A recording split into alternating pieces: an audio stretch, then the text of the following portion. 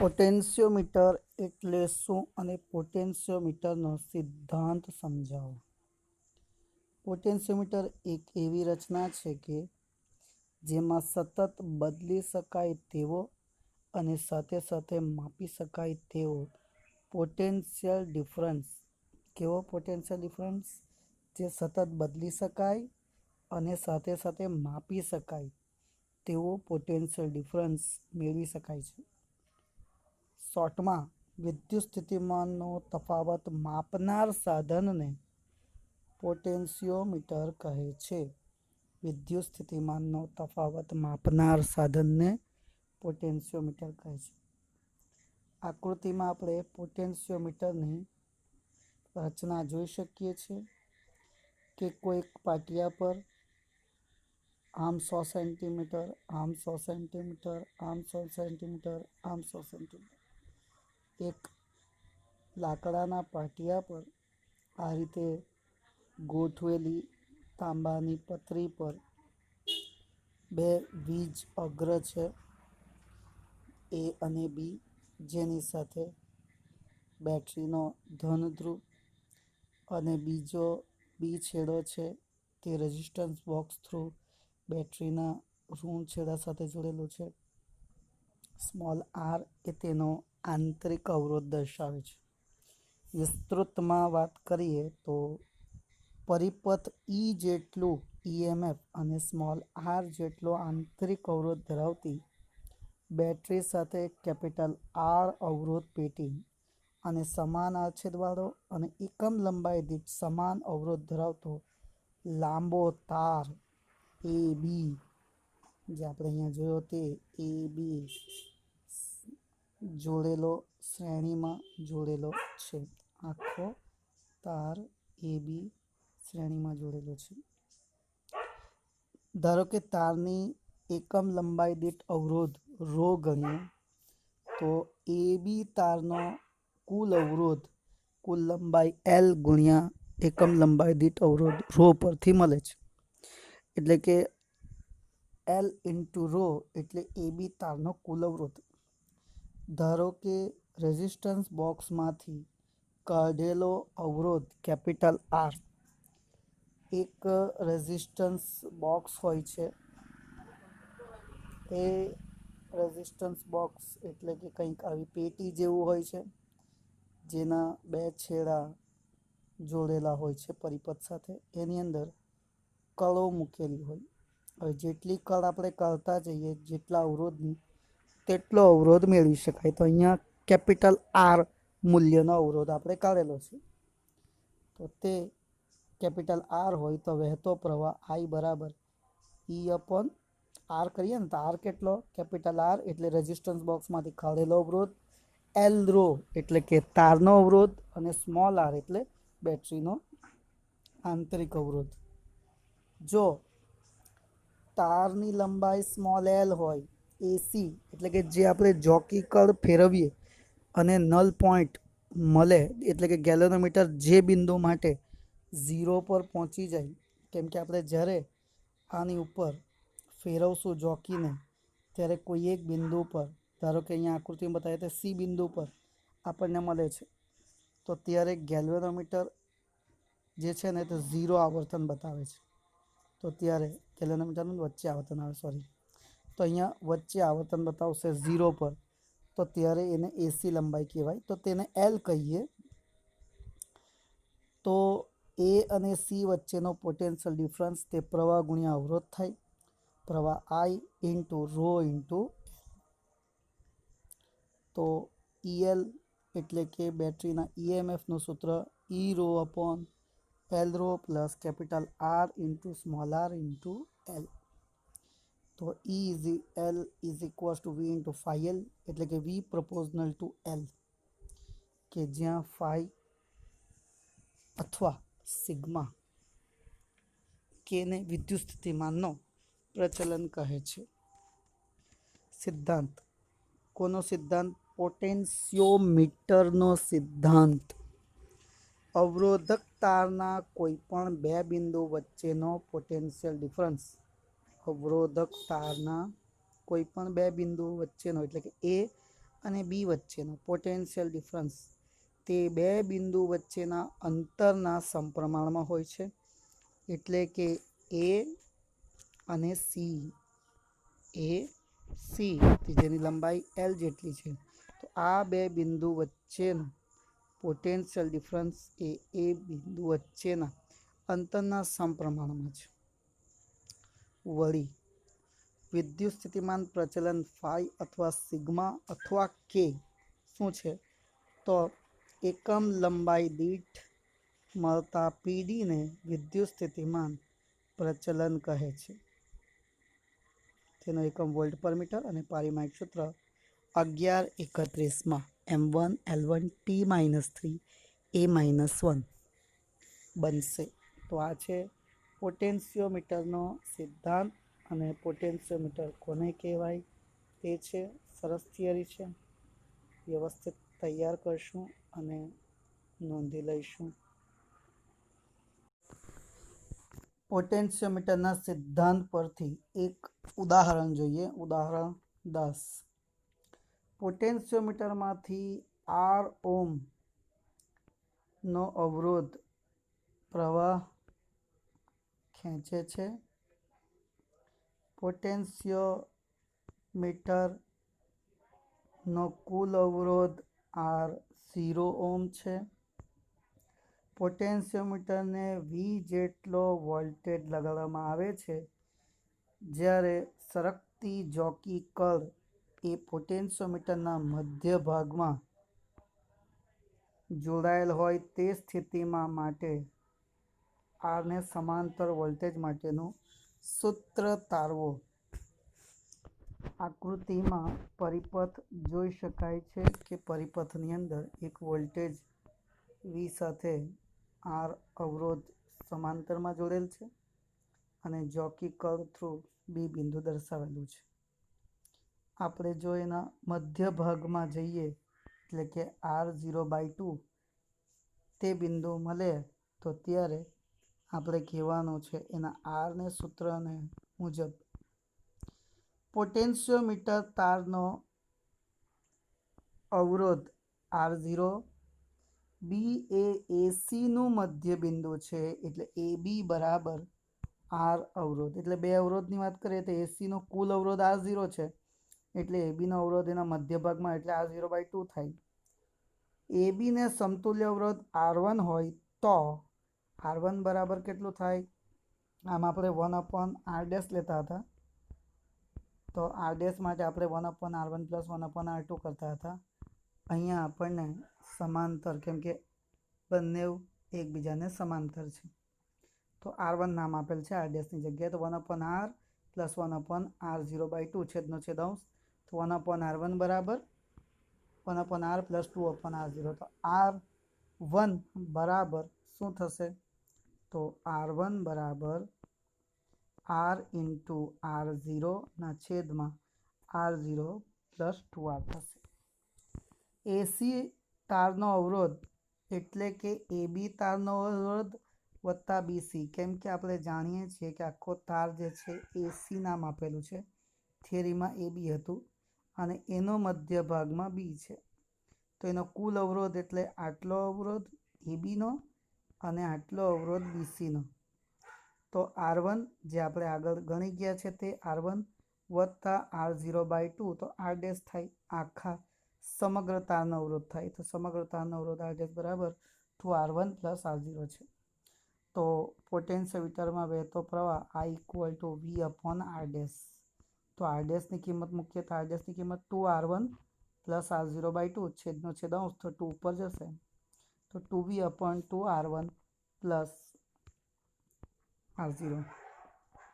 હવે AB વચ્ચેનો વિદ્યુત સ્થિતિમાનનો તફાવત જો V1 હોય તો IR1 થાય. Iની કિંમત આ રહી તો કિંમત મૂકીએ તો 2V/2R1 + R0 × R1 બરાબર છે. R1ને કિંમત મૂકીએ તો R1ની કિંમત મૂકતા R × R0/R0 + 2R. તો R0 + 2R, R0 + 2R cancel કરવાની આપણે ઈચ્છા રાખીએ તો શું કરવું પડશે? પહેલાં એને અહીંયા મલ્ટીપ્લાય કરવું પડશે તો મલ્ટીપ્લાય કરી દીધેલ છે. હવે આપણે આ બંનેને કેન્સલ કરી શકીએ.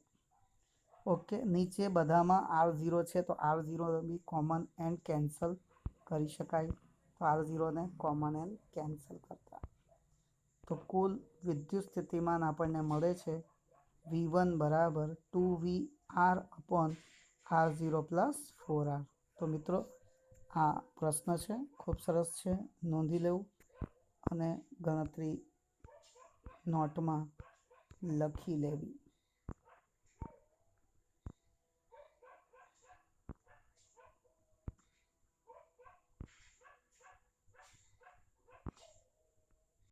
પોટેન્શિયોમીટરની મદદથી બે વિદ્યુત કોષોના EMFની સરખામણી કરવા માટેનો પરિપથ દોરીને સમજાવો. હવે અહીંયા આપણને આપેલ છે બે બેટરી, એક E1 અને એક E2. તે બેની આપણે સરખામણી કરવાની છે. અહીંયા આપણે એક કળ એવી યુઝ કરેલી છે, એ કળને આપણે જે તરફ મૂકીએ તે તરફ, મતલબ 1 અને 3ને જોડીએ તો E1 બેટરીમાંથી પ્રવાહ વહેશે અને 3 અને 2ને જોડશું તો E2માંથી પ્રવાહ વહેશે. આકૃતિમાં દર્શાવ્યા અનુસાર પોટેન્શિયોમીટરના AB છેડાઓ વચ્ચે E જેટલા EMF અને R જેટલું આંતરિક અવરોધ ધરાવતી બેટરી B આકૃતિમાં જોઈ શકાય છે. B બેટરી દર્શાવેલી છે કે જેનો EMF E છે અને આંતરિક અવરોધ સ્મોલ r છે. આ મુખ્ય બેટરી છે. એની સાથે સાથે બે EMF E1 અને E2ને સરખામણી કરવી હોવાથી તેમના ધન ધ્રુવને A સાથે, તમે જોઈ શકો છો અહીંયા A છે અને આ બેટરીના ધન ધ્રુવને બે E સાથે જોડેલ છે. ત્રિમાર્ગીય કળના 1 અને 2 બિંદુઓ સાથે જોડવામાં આવેલ છે. 1 અને 2 સાથે અહીં જોડેલ છે. ત્રિમાર્ગીય કળના 3 નંબરના બિંદુ, આ 3 નંબરનો બિંદુ છે. 3 નંબરના બિંદુને ગેલ્વેનોમીટર થકી જોકી N1 અને N2 સાથે જોડવામાં આવેલ છે. પ્રથમ ત્રિમાર્ગીય કળ 1 અને 3 બિંદુઓ જોડેલા હોય તો E1 કોષ જોડાય છે.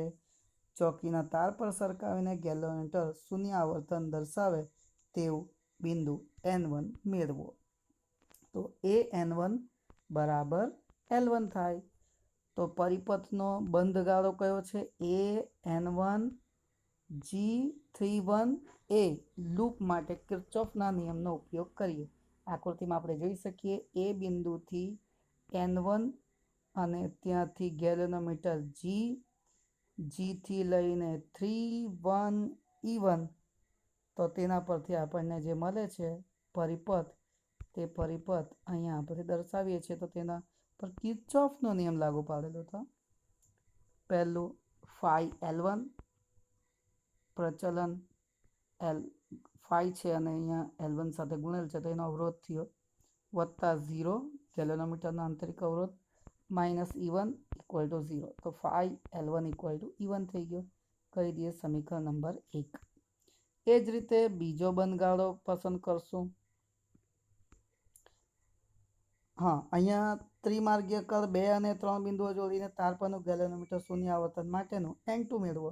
તો AN2 બરાબર L2, જે આગળ જોઈ ગયા તે જ રીતે AN2 G32 એ લૂપને માટે કિર્ચોફના નિયમને પસંદ કરીએ તો phi L2 plus 0 minus E2 equal to 0. તો phi L2 equal to E2. સમીકરણ 1 અને સમીકરણ 2 મળેલ છે. બંનેનો આપણે ગુણોત્તર લઈ લઈએ. તો બંનેનો ગુણોત્તર લેતા E1 અપોન E2 બરાબર L1 અપોન L2. જો એક કોષનું EMF આપેલું હોય તો L1 અને L2ના પ્રાયોગિક મૂલ્ય પરથી સમીકરણ 3ના આધારે EMFનું મૂલ્ય શોધી શકાય છે. પોટેન્શિયોમીટરની સૂક્ષ્મ મૂલ્યના EMF મેળવી શકાય છે. આમ આપણે EMFની સરખામણી કરી શકીએ. લાસ્ટ યર એક વખત આ ક્વેશ્ચન પૂછાઈ ચૂકેલ છે. તેથી વ્યવસ્થિત તૈયાર કરવો, લખી લેવો અને નોટમાં બી પ્રેક્ટિસ કરવી 2 વાર, જેથી કરીને આ પ્રશ્ન તમને આવડી શકે.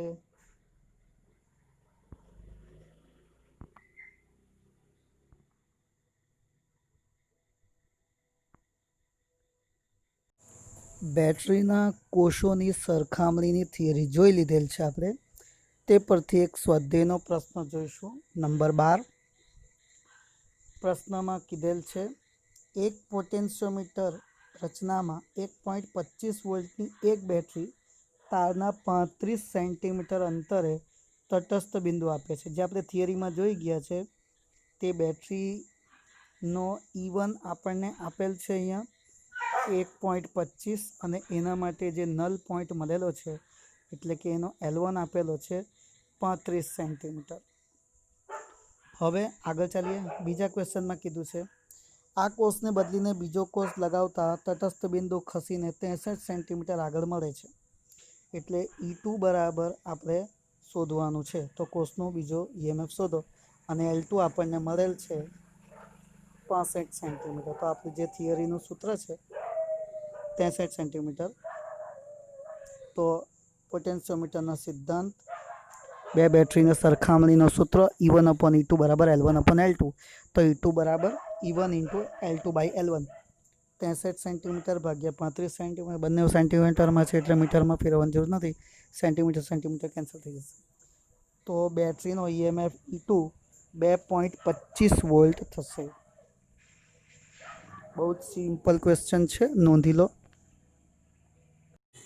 પ્રકરણની છેલ્લી થિયરી છે પોટેન્શિયોમીટરની મદદથી વિદ્યુત કોષનો આંતરિક અવરોધ શોધવાની રીત સમજાવો.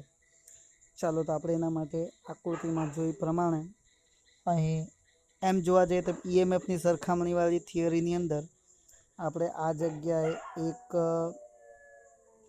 કોષ મૂક્યો હતો તેની જગ્યાએ બેટ ટુ K2 × RB મૂકેલી છે. એટલે આપણે પરિપથને સરખામણી કરીને બી શું વિચારી શકીએ. ચાલો આગળ ચાલીએ. આકૃતિમાં દર્શાવ્યા મુજબ પોટેન્શિયોમીટરના A અને C વચ્ચે બેટરી Bનો ધન ધ્રુવ ચાલ છે. અવરોધ R અને વીજ કળ K1 જોડવામાં આવેલ છે. જેનો આંતરિક અવરોધ શોધવો હોય તે E કોષને વીજ કળ K2 અને અવરોધ પેટીના શ્રેણી જોડાણ સાથે સમાંતરમાં જોડવામાં આવેલ છે. E કોષના ધન ધ્રુવને A સાથે અને ઋણ ધ્રુવને ગેલ્વેનોમીટર સાથે જોડવામાં આવે છે. ગેલ્વેનોમીટરના બીજા છેડાને જોકી સાથે જોડીને તાર AC પર સરકાવી શકાય છે. જ્યારે વીજ કળ K2 ખુલ્લી હોય ત્યારે ગેલ્વેનોમીટરના શૂન્ય આવર્તન માટે મળતું બિંદુ N1 છે અને એ N1 બરાબર L1 છે. તો E બરાબર phi L1. Same to same K2 કળ બંધ કરીએ ત્યારે E કોષ અને અવરોધ પેટીમાંનો પ્રવાહ પસાર થશે ત્યારે મળતું સંતુલન બિંદુ N2 છે. તો એ N2 બરાબર L2 એટલે V = phi L2. હવે એ સમીકરણ 1 અને સમીકરણ 2 છે. બંનેનો ગુણોત્તર લઈએ તો E/V બરાબર L1/L2. વધારાની કિંમત મૂકીએ તો આપણે જાણીએ જ છીએ અહીંયા કે EMF એ આંતરિક અવરોધ અને અવરોધ પેટીનો અવરોધ બંનેના સરવાળા જેટલો થવાનો. તો V = IR પરથી બધી કિંમત આમાં મૂકીએ. E/V એની કિંમત I × R પ્લસ R. એની કિંમત I × R પ્લસ R અને Vની કિંમત V = IR. તો IR તો L1/L2. તો I કેન્સલ. તો capital R plus small r ના છેદમાં કેપિટલ R = L1/L2. છેદ આપીએ તો આ 1 પ્લસ R/કેપિટલ R બરાબર L1/L2. Small r upon capital R બરાબર L1/L2 -1. તો small r = capital R × L1 - L2/L2. આમ પણ લખી શકીએ R બરાબર કેપિટલ R × L1/L2 -1. આમ પોટેન્શિયોમીટરનો ફાયદો એ છે કે કોષનો EMF માપવાનું હોય તેમાંથી પ્રવાહ પસાર થતો નથી. તેથી કોષના આંતરિક અવરોધને અસર થતી નથી. આ રીતે આપણે પોટેન્શિયોમીટરના સિદ્ધાંતથી કોઈ વિદ્યુત કોષનો આંતરિક અવરોધ શોધી શકીએ છીએ. બાકી વોલ્ટમીટરથી આપણે કોઈ પણ બેટરીનો આંતરિક અવરોધ નહીં શોધી શકીએ. એમાં આપણે ટર્મિનલ વોલ્ટેજ જ માપીએ છીએ. તો પોટેન્શિયોમીટર એક એવું સાધન છે તેનાથી આપણે બેટરીના EMFની સરખામણી કરી શકીએ છીએ. ઉપરાંત કોઈ બેટરીનો આંતરિક અવરોધ પણ શોધી શકાય છે. આ માટે આ બહુ જ ઉપયોગી સાધન છે પોટેન્શિયોમીટર. પ્રકરણના 2 પ્રશ્નો બાકી રહી ગયા હતા તે જોઈ લઈએ. 8 વોલ્ટ EMFનું અને 0.5 આંતરિક અવરોધ ધરાવતું સંગ્રાહક બેટરીને 120 વોલ્ટવાળા ડીસી સપ્લાયથી 15.5 ઓહ્મના અવરોધ મારફતે વિદ્યુત ભારિત કરવામાં આવે છે. વિદ્યુત ભારની પ્રક્રિયા દરમિયાન બેટરીનો આંતરિક અવરોધ કેટલો હશે? વિદ્યુત ભાર માટે પરિપથમાં શ્રેણી અવરોધ રાખવાનો હેતુ શું છે? ચાલો પહેલે તો આપણું જે મુખ્ય સૂત્ર છે તેનો ઉપયોગ કરીને, એટલે કે મુખ્ય સૂત્ર આપણું જે છે તે પરથી, એટલે કે V is equals to E minus I into capital R plus small આરનો ઉપયોગ કરીએ તો તેના પરથી આપણે શોધી શકીએ છીએ V minus E is equals two R1 plus R2, તેનો ઉપયોગ કરી શકીએ. અહીં આપણે પ્લસ લીધેલ છે તો 120 માઇનસ 8 છેદમાં 15.5 વત્તા 0.5 તો 112 છેદમાં 16, તો I બરાબર 7 એમ્પિયર. હવે ટર્મિનલ વોલ્ટેજના સૂત્ર V ડેશ પરથી E પ્લસ IR, I અને Rની કિંમત મૂકીએ તો 3.5 તો 11.5 V ડેશ થશે. તો V ડેશ આ પણ રીતે શોધી શકાય છે કે V dash equal to V minus IR કરી નાખો તો બી આપણને ડાયરેક્ટલી શોધી શકાય છે 11.5. આમ પ્રશ્નનો ઉત્તર મળે છે આપણને. ચાર્જિંગ કરવા પરિપથમાં અવરોધ એટલા માટે જોડવામાં આવે છે કે જેથી કરીને ડીસી સપ્લાયમાં મળતો પ્રવાહ ઘટાડી શકાય, તેથી ઉષ્મા ઉર્જામાં ઘટાડો થાય. આમ પ્રવાહનું મૂલ્ય ઘટાડવાનો હેતુ આ છે. સ્વાધ્યાયનો 13મો પ્રશ્ન.